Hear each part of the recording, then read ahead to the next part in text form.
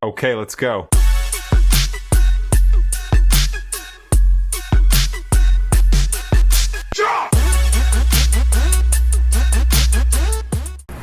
E agora a gente vai, talvez para uma das partes mais importantes de compreender aqui nessa aula, que são as partes dos conceitos, né, de back-end, front-end, API, o que são cada uma dessas coisas, né? Ao explorar o desenvolvimento web, a gente nos depara com dois conceitos fundamentais, né, que vai definir as responsabilidades na construção de uma aplicação, que é o back-end e o front-end. Esses termos, né, esses dois termos, eles se referem a áreas distintas, mas que se complementam, que juntas, né, formam uma estrutura completa de uma aplicação. Então, o back-end ele é a engrenagem invisível. O que isso quer dizer? Né? Ele representa a parte não visível de uma aplicação. Ele é responsável pelo processamento e pelo gerenciamento de dados. Ele vai envolver a lógica de negócios, a interação com o banco de dados, a execução de operações, né, que acontecem nos bastidores. E aí de responsabilidade principal, né, ele tem a implementação dessas regras de negócio, a lógica de negócio, né, das regras e processos fundamentais para o funcionamento da aplicação. A gente vai ver também um pouquinho mais lá na frente o que é na prática essa lógica de negócios. Ele tem a responsabilidade também de trabalhar com um banco de dados, tá, de gerenciar e manipular os dados armazenados, garantindo a consistência e a integridade e também a segurança, né, implementando as medidas de segurança para proteger os dados sensíveis. E aí de tecnologias comuns, na parte de linguagem de programação a gente tem Python, Java, Ruby, e na parte de frameworks a gente tem Django, Flask, Spring, beleza? E o front-end, né? O que seria o front-end? Tá, o back-end é a parte que a gente não vê, né? E o front-end? O front-end ele é a interface visual mesmo, né? Ao contrário do back-end aqui nesse caso, ele é a parte visível da aplicação. É a parte que a gente vai interagir diretamente. Ele vai envolver a apresentação e interação desse usuário, garantindo aí uma experiência visualmente mais agradável, tá? Então, de responsabilidade principal, ele tem interface gráfica, e aí o design e layout visual da aplicação, né? Incluindo elementos como botões, formulários, menus, a interação do usuário, então implementação de funcionalidades que respondem às ações do usuário, né? Quando é clicado no botão, o que acontece, né? Qual é a ação. E performance, né? Que é a otimização da resposta da aplicação para proporcionar uma experiência legal para o usuário, né? De tecnologias comuns a gente tem o HTML, CSS, JavaScript, e o do frameworks a gente tem aí Flutter, Angular e o Vue.js, tá? E aí fazendo uma analogia, né, a um restaurante, a cozinha seria o back-end e a mesa ali seria o front-end. Então na mesa você está visualizando o seu cardápio, onde você vai fazer seu pedido, tá bem arrumadinha a mesa, tá com uma toalha, né? As cadeiras estão bem organizadas, bem bonitas, tem uma vela, um vaso com plantas no meio da mesa, beleza? E a cozinha você não sabe o que é que tem lá na cozinha, como é que ela está sendo implementada, como é que ela foi construída. Você não está vendo a cozinha, você só vê a parte do salão mesmo ali, do salão do restaurante, do salão de festa e a sua mesa. Então a mesa é a parte front-end, que é a parte que você vê e a parte que você interage. Você pega o cardápio, faz o pedido para o garçom leva para a cozinha processa, né, o que você pediu e te devolve. E aí a cozinha vai ser o servidor, tá?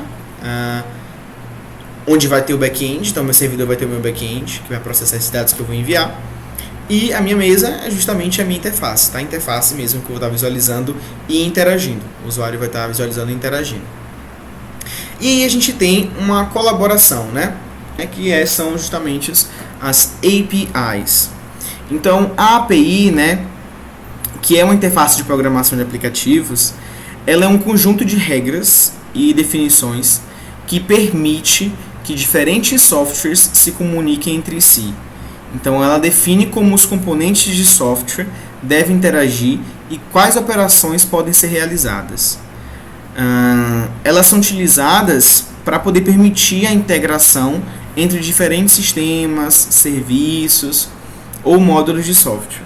Elas fornecem também uma maneira padronizada para que desenvolvedores acessem funcionalidades específicas de um software ou de um serviço, sem precisar entender detalhes internos de implementação. Então, uma API, por exemplo, ela pode ser usada para permitir que um aplicativo front-end solicite e receba dados do back-end de uma aplicação. Então, a API ela faz parte do back-end, né? E ela serve como uma ponte para que outras partes do sistema, como o front-end, né, possam interagir com a lógica e os dados do back-end de maneira padronizada. O back-end ele pode incluir várias APIs, tá? Cada uma dedicada a fornecer funcionalidades específicas. Então agora a gente insere nosso terceiro agente aqui, que é a nossa API, tá? Que seria o nosso garçom. A gente pegaria os dados que o usuário está querendo, né? As informações do usuário, essa requisição do usuário, e estaria levando para o back-end, ou seja, para a cozinha, para ser preparada aqui pelo back-end e ser devolvido para o usuário futuramente, tá? E aí como é que se constrói uma API, né? Primeiro a gente escolhe a tecnologia que a gente vai utilizar, né? Então elas podem ser construídas utilizando várias tecnologias, como o Node, o Django, o Flask. Deixa eu voltar aqui, né? Aparecer, o Django, o Flask, né? O Flask, o Ruby on Rails, Spring, enfim, entre outros aí. A escolha dessa tecnologia vai depender da necessidade mesmo do projeto. O padrão de design também, né? Então, na parte de construção, a gente precisa pensar um pouquinho no padrão de design da API. Então, existe o REST, né? O RESTful, que é um padrão comum para poder fazer o desenvolvimento de APIs. O REST ele é uma representação de estado de transferência e ele é um estilo arquitetural que utiliza esses métodos HTTP para poder realizar operações em recursos, tá? E aí quando a gente fala em recursos, lembra que é sempre o que está no servidor. Então os recursos são as partes, os dados que estão no servidor, tá? Então fazer as operações dentro desses dados. Tem que pensar também no acesso a recurso, né? Então a API ela permite que aplicativos acessem e interagem com os recursos de um sistema ou serviço. E aí isso pode incluir a leitura, a escrita, a atualização, a exclusão desses dados.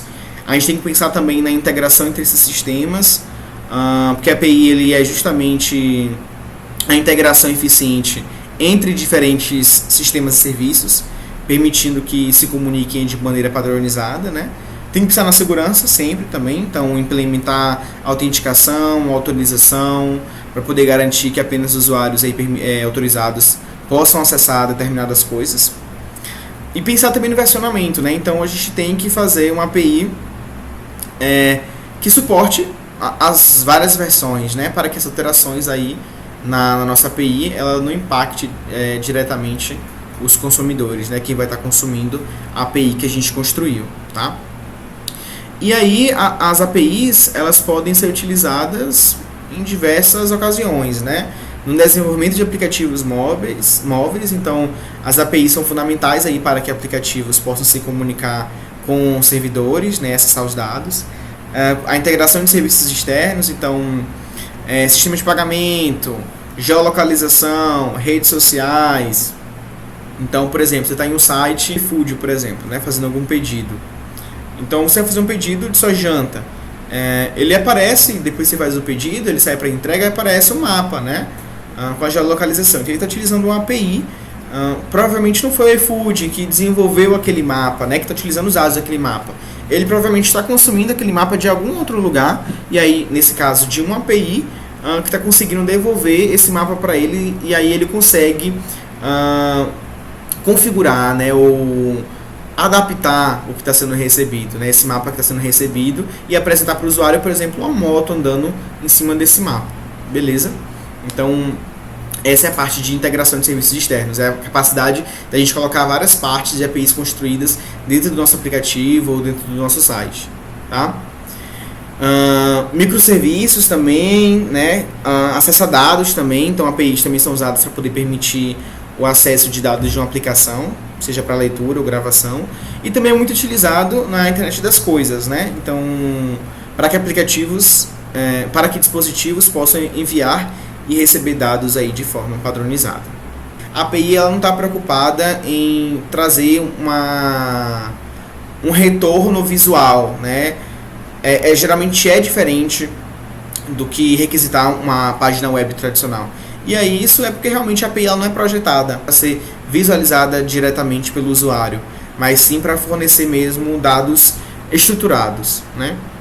E aí esses dados, desses formatos, na verdade, né, a gente tem o JSON, que é uma estrutura leve e legível aí para a troca de dados. Ele é justamente igual ao dicionário em Python. Então aquele dicionário que a gente tem em Python, aqui o formato JSON, é justamente esse formato JSON. Então ele retorna esse formato aqui para a gente quando a gente faz alguma requisição, por exemplo. Tá? E o JSON ele é fácil de entender e manipular, né? Ele é bem facinho de conseguir entender. E ele tem uma ampla aceitação aí por várias e suporte, né, para várias linguagens de programação. Tem o XML também, que é uma linguagem de marcação similar ao HTML. Ele era muito mais utilizado antes da popularização do JSON. Tem outros também como YAML, CSV, o Protobuf, enfim, diversos outros. Mas como é que a gente encontra APIs construídas, né? A gente entendeu mais ou menos como é que a gente deve construir uma API, mas onde é que eu encontro APIs já prontas, né? Estou criando meu dispositivo aqui, minha aplicação, e eu quero saber onde é que eu vou encontrar as APIs corretas aqui, funcionais para o meu sistema. Então, você pode pesquisar na internet, pode pesquisar em sites oficiais, por exemplo, você quer saber a precificação de um produto, na Magazine Luiza, por exemplo. Você pode pesquisar no Google, Magazine Luiza API. Você vai ler a documentação da API da Magazine Luiza para ver quais dados você pode requisitar, se você precisa fazer alguma autenticação, né, para ter autorização de conseguir consumir essa API, esses dados. Eu quero colocar na minha aplicação dados meteorológicos, então eu vou ter a localização da pessoa, vou saber onde ela está e eu vou conseguir solicitar dados meteorológicos e exibir para esse usuário. Então, esses dados meteorológicos eles podem ser apresentados através de uma API, né? Então, você vai requisitar essa API e o que você envia para essa API? A localização, por exemplo, né, do usuário. Feira de Santana, Bahia. Você envia Feira de Santana, Bahia para a minha API vai pesquisar a Feira de Santana, Bahia, no dia atual, por exemplo, e vai retornar para a gente, qual é o clima, qual é a temperatura. Vai retornar, na verdade, para a minha aplicação e a aplicação vai exibir esses dados para o usuário do jeito que ela preferir, tá?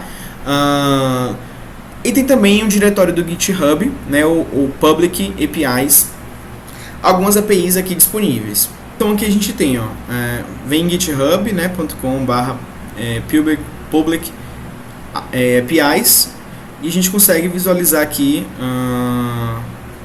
várias APIs públicas, né? A gente tem um index aqui. Então a gente tem um index aqui, então você quer ver uma API para validação de dados. Então você vem e aí ele tem uma descrição, né, do que cada API é.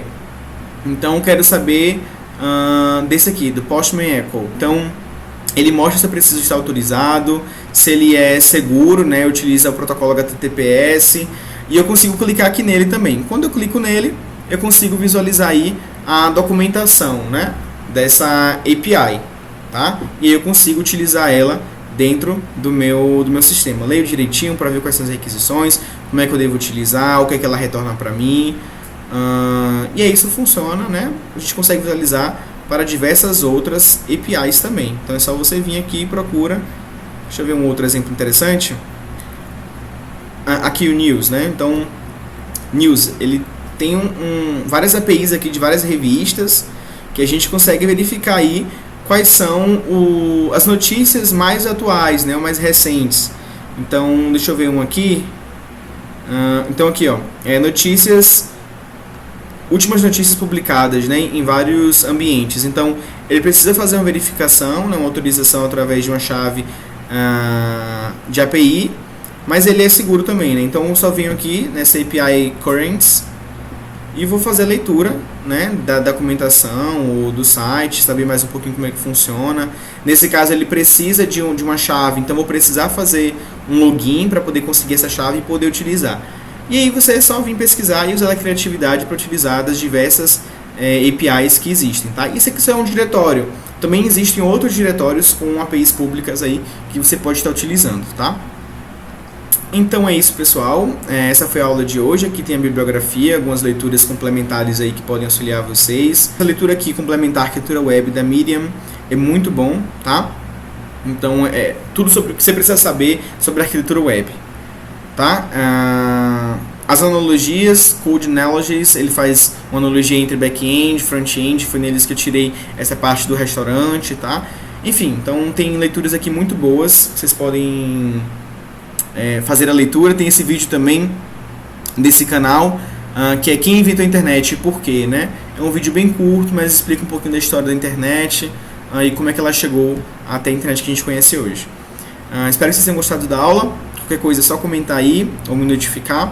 E até a próxima. Valeu, pessoal!